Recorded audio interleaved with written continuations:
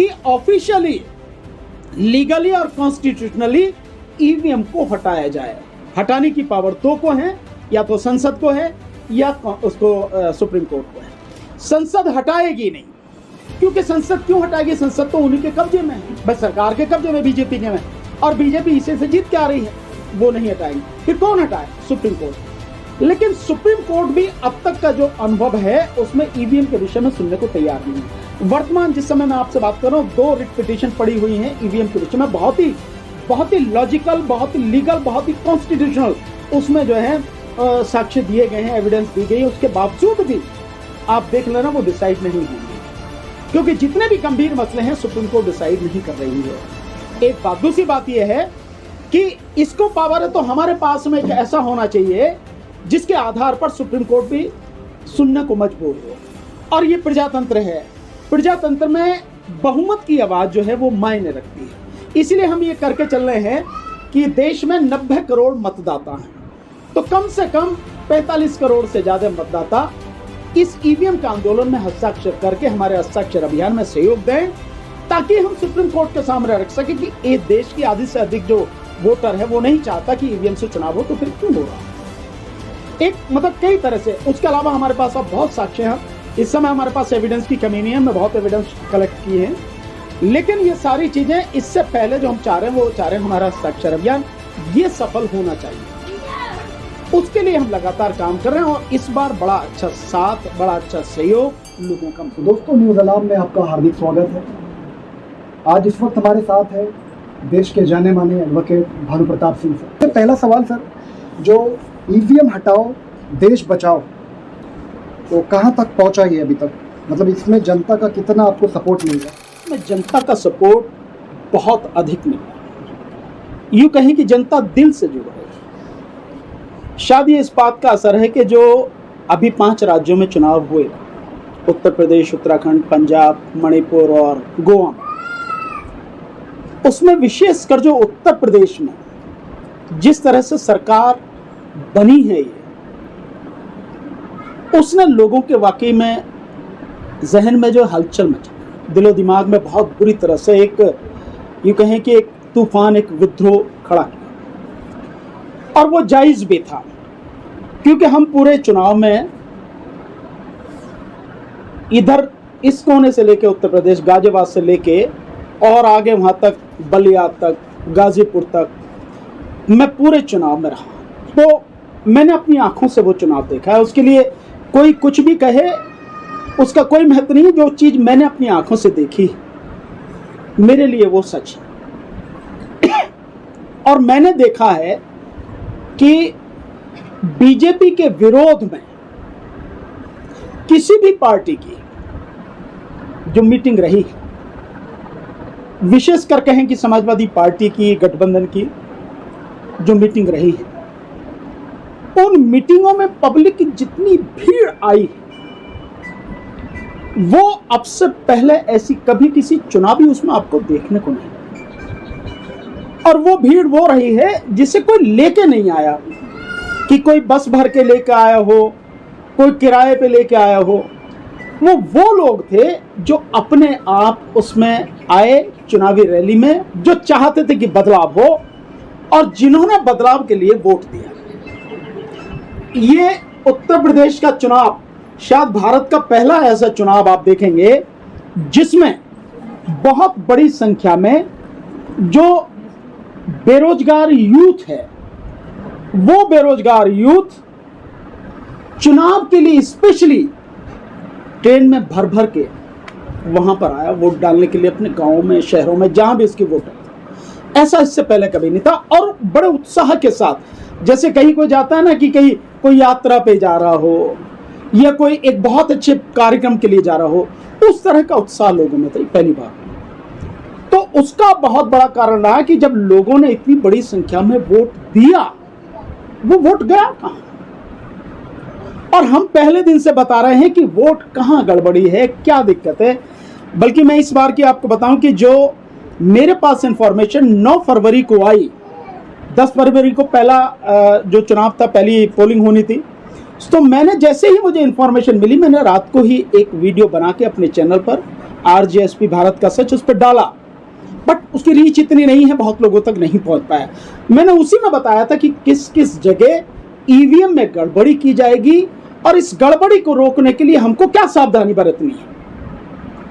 मैंने सारी चीजें बताई उस सब के बावजूद भी। और फिर उसके बाद जब चलते चलते हम लोग पहुंचे इटावा में, जब गया तो मैंने वहां भी एक विधानसभा क्षेत्र है उसके लोगों को मैंने बताया, उन्होंने रिकॉर्ड करके दूर तक पहुंचाया। फिर उसके बाद बनारस में जब मैं था तो बनारस में एक मीडिया के साथी उन्होंने जब इंटरव्यू मेरा लिया तो उसमें मैंने ये सारी चीज़ें कही, और उसी में से वो 11-12 मिनट की जो ईवीएम की बात थी सारी, वो एक चैनल है, एक पेज है, बल्कि फेसबुक पेज संत जी करके, उन्होंने वहां से निकाल के और वो जो डाली है वो करोड़ों में लोगों ने देखी।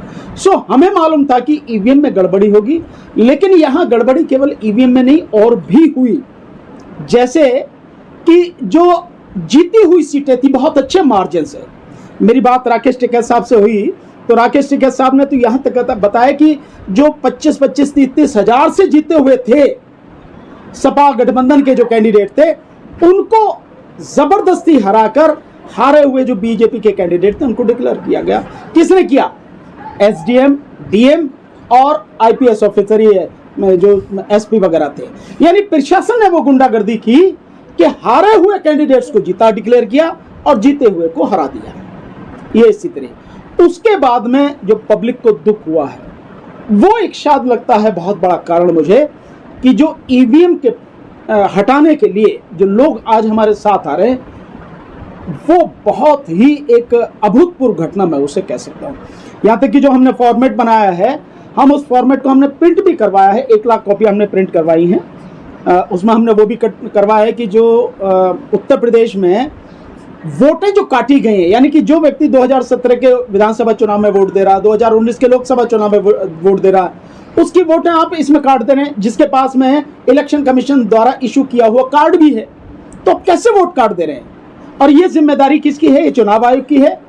कॉन्स्टिट्यूशन, इंडियन कॉन्स्टिट्यूशन का आर्टिकल 324 जो है वो सारी जिम्मेदारी चुनाव आयोग पर देता है कि जो 18 साल का हो जाए उसकी वोट बनवाना, वोटर लिस्ट में आना, ये उसकी जिम्मेदारी, ये काम उसका है। उस पर भी हम वो डाटा कलेक्ट करने का प्रयास कर रहे हैं। तो इसकी सफलता, और सफलता इस स्थिति में है, आप देखिए कि हम पीडीएफ भेज रहे हैं लोगों को, सो पीडीएफ से ही डाउनलोड करके लोग निकलवा ले रहे हैं कॉपी, उसी की फोटोकॉपी कराते हैं और साइन करके भेज रहे हैं हमें, जो हमने एड्रेस दे रखा है। इस बार सफलता बहुत अच्छी है और मुझे विश्वास है कि ये जो आंदोलन है ईवीएम का अब बहुत स्पीड से बढ़े। जब तक कि ईवीएम पूरी तरह से बंद ना हो जाए, क्यों ना जनता वोट देना ही बंद कर दे? नहीं, ये इस समस्या का हल, हम वोट नहीं देंगे अगर से ईवीएम, ये इस समस्या का हल नहीं है। मैं इसका उदाहरण दूं, देखिए आप वोट देना बंद कर देंगे तो स्वाभाविक है कि जो बीजेपी के लोग हैं वो वोट डाल लेंगे। आप जम्मू कश्मीर का उदाहरण देखें, वहां पे 10% पोलिंग हुआ, बाकी लोगों ने बायकॉट किया, 10% में जीत के आगे उनका जो अपना काम हो गया। ये इस समस्या का हल नहीं है, क्योंकि जिनके साथ में आपकी लड़ाई है या जो लोग ये पूरे माहौल को तबाह करने पर तुले हुए हैं, ये यूं कहें कि देश के लोकतंत्र को, देश के प्रजातंत्र को, देश के संविधान को खत्म करने पर तुले हैं, वो दूसरी मिट्टी के बने हैं। वो आप कोई भी ऐसा कदम उठाएंगे तो वो दूसरा उसको लेकर, इसमें कोई रोक भी नहीं है, आप बहिष्कार करते हैं और कुछ लोगों ने वोट दे दिया तो इलेक्शन कमीशन क्या, कोई भी सरकार भी, और आप कहें कि जो आपकी वो है कोर्ट भी है, उसको एक्सेप्ट करेगी, ठीक है भाई इतने लोगों ने तो भाग लिया। या तो पूरी जनता करे, वो करेगी नहीं, क्योंकि उनके पास अपने जो 10-15% लोग हैं वो तो वोट देंगे। ये इस समस्या का हल नहीं। इस समस्या का हल ये है कि ऑफिशियली, लीगली और कॉन्स्टिट्यूशनली ईवीएम को हटाया जाए। हटाने की पावर दो को है, या तो संसद को है या उसको सुप्रीम कोर्ट को है। संसद हटाएगी नहीं, क्योंकि संसद क्यों हटाएगी? संसद तो उन्हीं के कब्जे में है, बस सरकार के कब्जे में, बीजेपी के में, और बीजेपी इसे से जीत के आ रही है, वो नहीं हटाएंगे। फिर कौन हटाए? Supreme court. लेकिन सुप्रीम कोर्ट भी अब तक का जो अनुभव है उसमें ईवीएम के विषय में सुनने को तैयार नहीं है। वर्तमान जिस समय मैं आपसे बात कर रहा हूं, 2 रिट पिटीशन पड़ी हुई हैं ईवीएम के विषय में, बहुत ही लॉजिकल, बहुत ही लीगल, बहुत ही कॉन्स्टिट्यूशनल, उसमें जो है साक्ष्य दिए गए हैं, एविडेंस दी गई है, उसके बावजूद भी आप देख लेना वो डिसाइड नहीं होंगे, क्योंकि जितने भी गंभीर मसले हैं सुप्रीम कोर्ट डिसाइड नहीं कर रही है। एक बात। दूसरी बात यह है कि इसको पावर है तो हमारे पास में एक ऐसा होना चाहिए जिसके आधार पर सुप्रीम कोर्ट भी सुनने को मजबूर हो। और ये प्रजातंत्र है, प्रजातंत्र में बहुमत की आवाज जो है वो मायने रखती है।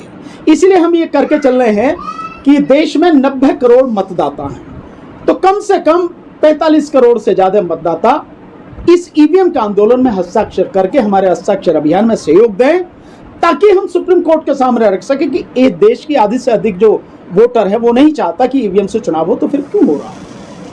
एक मतलब कई तरह से, उसके अलावा हमारे पास अब बहुत साक्ष्य हैं।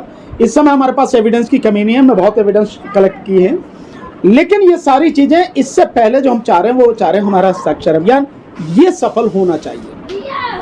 उसके लिए हम लगातार काम कर रहे हैं और इस बार बड़ा अच्छा साथ, बड़ा अच्छा सहयोग लोगों का मिला। काफ़ी ऐसे लोग हैं जिन्होंने पहली बार आपके इस अभियान के बारे में सुना होगा जी, अगर से वो आपका साथ देना चाहते हो उन्हें क्या करना होगा? देखिए बहुत सीधा सा है, मैं आपको आपके माध्यम से अपना एक नंबर दे देता हूं, तो लोग मुझसे कांटेक्ट कर सकते हैं। मेरा जो नंबर है, व्हाट्सएप नंबर है मेरा 7840868666 7840868666 ये मेरा व्हाट्सएप नंबर है। आप मुझे इस नंबर पे कांटेक्ट कर सकते हैं और अपना आप जो व्हाट्सएप नंबर है वो मुझे भेज सकते हैं, नाम और पता। हम उसी पर इसकी जो पीडीएफ फाइल बनाई है, हमने फॉर्मेट जो बनाया है वो हम आपको सेंड कर देंगे। आप उसे वहाँ डाउनलोड करके और उसकी कॉपी निकलवा के, फोटोकॉपी करा के जितने भी आप साइन करा सकते हैं, जिस स्थिति में भी हैं वो आप भेज सकते हैं। वैसे मैं आपको बताऊं, जैसे हम जहां भी जा रहे हैं हम तो फॉर्म हमने, क्योंकि 1 लाख फॉर्म में छपवा रखे हैं और एक फॉर्म में 25 लोगों के सिग्नेचर होते हैं आगे पीछे। 3 इंच इंफॉर्मेशन है, ज़्यादा नहीं है। एक तो मतदाता का नाम, उसका voter ID number, voter ID number नहीं है तो आधार नंबर डाल दे वो, और उसके बाद में उसका मोबाइल नंबर और सिग्नेचर, बस। उसके पहले उसका जो स्टेट है वो, और जिस विधानसभा का और जिस लोकसभा का में उसकी वोट है, बस ये और चीज़ भरनी है। इतना ही भरना है। ये भर के आप हमें भिजवा सकते हैं और हम उम्मीद करते हैं कि एक साथ ही कम से कम 4 फॉर्म तो भरवाए भिजवा के, ताकि 100 लोगों के सिग्नेचर करवा के हमें भेज सके। बहुत सीधा सा तरीका ये है।